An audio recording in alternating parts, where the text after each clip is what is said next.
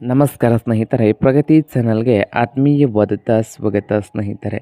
ಇಂದಿನ ಈರುಳ್ಳಿಯ ಮಾರುಕಟ್ಟೆಯ ಬೆಲೆಯನ್ನು ನೋಡಿಕೊಂಡು ಬರೋಣ ಸ್ನೇಹಿತರೆ. ಹೊಸದಾಗಿ ಯಾರು ಯೂಟ್ಯೂಬ್ ಚಾನಲ್ ನೋಡ್ತಾ ಇದ್ದರೆ ಚಾನಲನ್ನು ತಪ್ಪದೇ ಸಬ್ಸ್ಕ್ರೈಬ್ ಆಗಿ. ನಾವು ಪ್ರತಿದಿನದ ಬೆಲೆಗಳ ಅಪ್ಡೇಟ್ ನೀಡ್ತಾ ಇರ್ತವೆ. ಚಾನಲನ್ನು ತಪ್ಪದೇ ಈಗಲೇ ಸಬ್ಸ್ಕ್ರೈಬ್ ಆಗಿ. ಇಂದು ಈರುಳ್ಳಿಯ ಮಾರುಕಟ್ಟೆಯ ಬೆಲೆಯನ್ನು ನೋಡ್ಕೊಂಡು ಬರೋಣ ಬನ್ನಿ ಸ್ನೇಹಿತರೆ. ಇಂದು ವಿಜಯಪುರದಲ್ಲಿ ಒಂದು ಕ್ವಿಂಟಲ್ಗೆ ಈರುಳ್ಳಿಯ ಬೆಲೆ ನೋಡುವುದಾದರೆ, ಇಂದು ವಿಜಯಪುರದಲ್ಲಿ ಸರಾಸರಿ ರೇಟ್ ನೋಡುವುದಾದರೆ ಒಂದು ಕ್ವಿಂಟಲ್ಗೆ ಬಂದು 2,000ದಿಂದ ಹಿಡ್ಕೊಂಡು 4,400 ರೂಪಾಯಿ, 2,000ದಿಂದ 4,400 ರೂಪಾಯಿವರೆಗೆ ವಿಜಯಪುರದಲ್ಲಿ ಒಂದು ಕ್ವಿಂಟಲ್ಗೆ ಈರುಳ್ಳಿಯ ಬೆಲೆಯನ್ನು ಹೊಂದಿದೆ. ಹಾಗೆ ಚಿಕ್ಕಬಳ್ಳಾಪುರದಲ್ಲಿ 3,000 ರೂಪಾಯಿದಿಂದ 4,000 ರೂಪಾಯಿ ಒಂದು ಕ್ವಿಂಟಲ್ಗೆ ಇದೆ.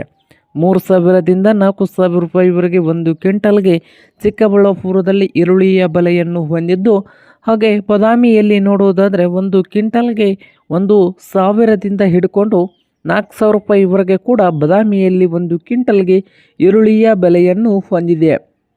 ಹಾಗೆ ಹುಬ್ಳಿಯಲ್ಲಿ ನೋಡುವುದಾದರೆ 3,000ದಿಂದ 5,000 ರೂಪಾಯಿ, 3,000ದಿಂದ 5,000 ರೂಪಾಯಿವರೆಗೆ ಒಂದು ಕ್ವಿಂಟಲ್ಗೆ ಈರುಳ್ಳಿಯ ಬೆಲೆಯನ್ನು ಹೊಂದಿದೆ.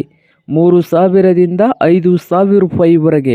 ಹಾಗೆ ನೋಡುವುದಾದರೆ ಮೈಸೂರದಲ್ಲಿ ಒಂದು ಕ್ವಿಂಟಲ್ಗೆ ಈರುಳ್ಳಿಯ ರೇಟ್ ಬಂದು 2,000 ರೂಪಾಯಿದಿಂದ 4,000 ರೂಪಾಯಿ, 2,000ದಿಂದ 4,000 ರೂಪಾಯಿ.